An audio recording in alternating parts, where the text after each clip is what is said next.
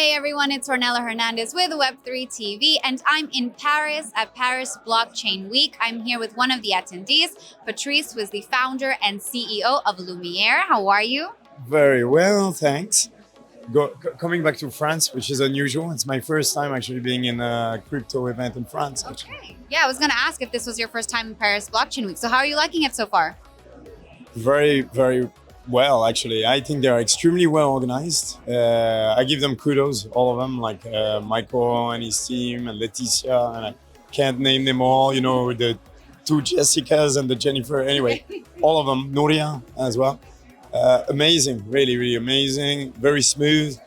Knowing that I was at Web3 Fest in Hong Kong before, and WOW before that, where we met, and didn't have time to properly register, etc. So I kind of did it as I was taking the plane, and they somehow managed to sort it all for me. You know, so it was amazing, actually. Yeah. Amazing. Well, it gave us a chance to talk because you're right. We met at the WOW Summit in Hong Kong a couple of weeks ago. That was my first time in Hong Kong, but you are based full-time in Hong Kong. Yeah, so I wanted to ask, how would you compare the community over there versus the community here?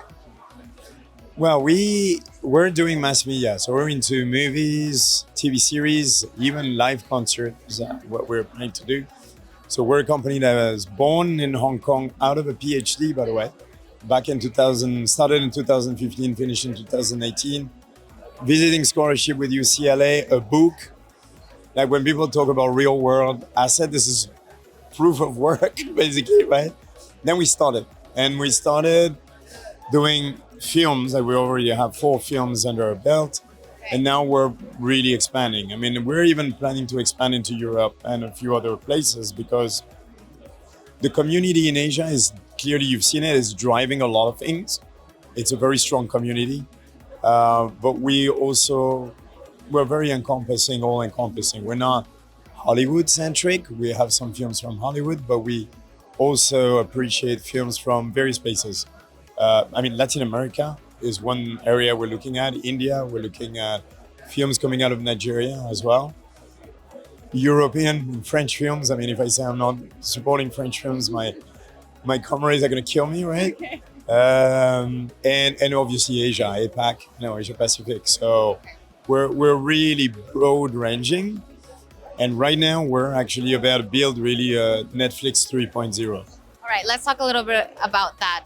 So you guys are leveraging blockchain technology for filmmaking and mass entertainment. So what exactly is the strategy there? Like, how are you guys leveraging technology to improve this industry?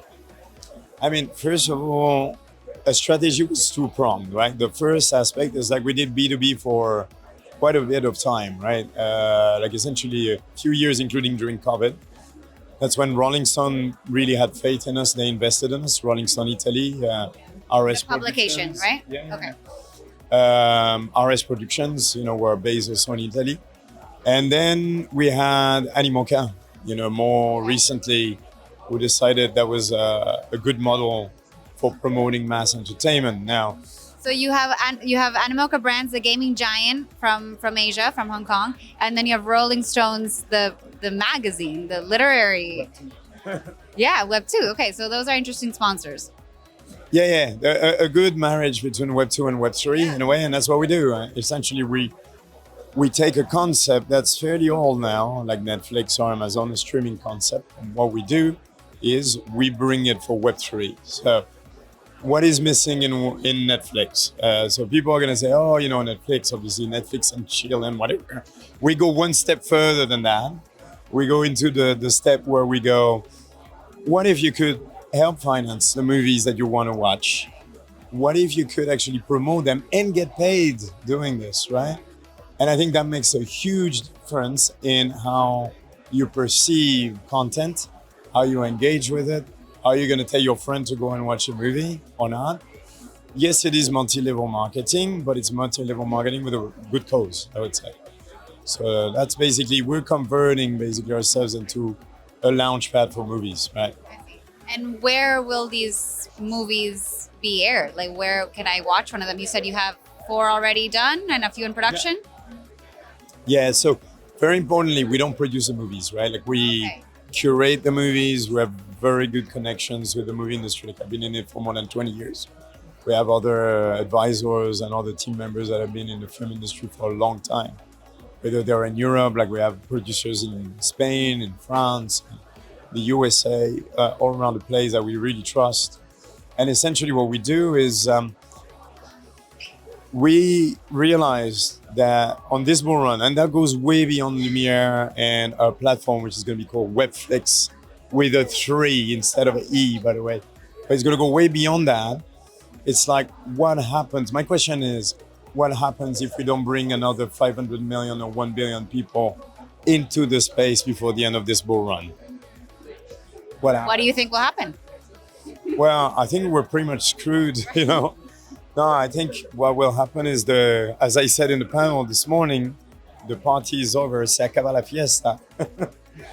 And we can all go home, and the only thing that will be left of Web3 is Bitcoin ETF, probably, like gold ETFs, etc. But the entire community will suffer a lot from lack of funding for a lot of things. We will never really know what it could have been. So we need to onboard a lot of people with very simple things that are beneficial for them, right? Not just the crypto community, but people coming from Web2. And we found a partner that we're really exploring very strongly with at the moment, which is Telegram.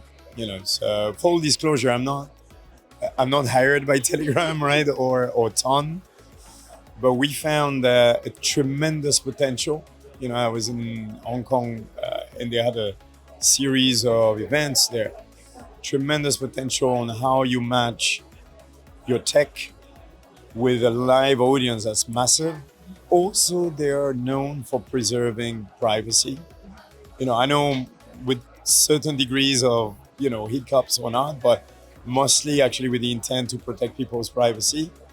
And they have video streaming capacity, so it's a no-brainer. You know? That would be a great partner. I also recently, I think a little over a month ago, started looking more into, or taking seriously, I think, the Ton blockchain and Telegram, just because Telegram is the 4th largest messaging app in the world. So the users are there. You're right. We need to just tap into that potential as the Web3 community.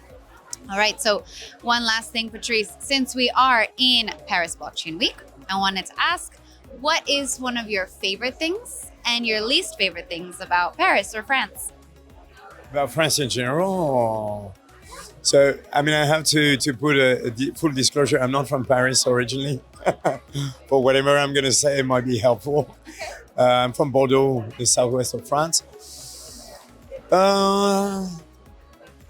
I don't like being negative, but I can turn and twist something into something that could be further improved, maybe.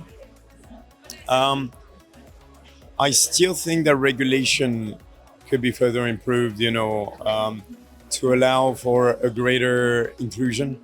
Because right now, let's face it, it's great for the NFT and what happened with Mika. And I know France is no longer really France, it's part of Europe, right? So it has to respect the rules of Europe now. But in a way, there could be sovereignty, and there is to some degree sovereignty about crypto matters in Europe, a bit like in the USA. You know, if you go to Delaware, you're going to have a certain treatment. If you go to another place, another treatment.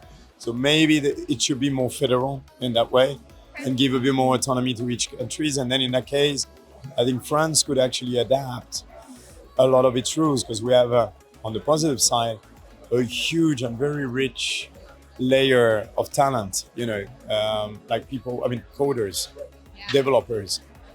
I mean, there are amazing developers in, I mean, definitely in Latin America, I mean, whether it is Venezuela or Argentina, in Russia, in Israel, in Hong Kong, actually in China.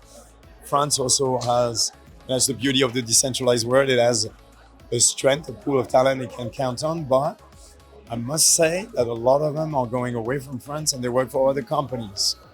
And I think maybe that could be changed. You know, I mean, it might make some people furious, but it's a reality.